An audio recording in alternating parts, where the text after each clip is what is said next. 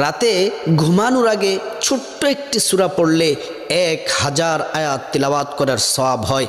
আল্লাহ রসুল সাল্লাল্লাহু আলাইহি ওয়াসাল্লাম সাহাবাদেরকে বললেন, হে আমার প্রাণের সাহাবারা, তোমরা কি প্রতি রাত্রে 1000 আয়াত তিলাওয়াত করে কি তোমরা ঘুমাতে পারবে? সাহাবীরা কেউ ভয়ে হাত তুললেন না। সিদ্দিক আকবর, আবু বকর সিদ্দিক, হজরত ওমর, হজরত ওসমান আলী কেউ হাত তুললেন না। আল্লাহ রসুল সাল্লাল্লাহু আলাইহি ওয়াসাল্লাম বললেন, তোমরা কি কোরআনের সেই ছোট্ট সূরাটি তাকাসুর কি তোমরা কি পাঠ করতে পারো? আবু বকর সিদ্দিক হাত তুললেন, ওসমান আলী, তালহা, সাদ বিন আবি ওয়াক্কাস প্রত্যেকটা সাহাবী হাত তুললেন।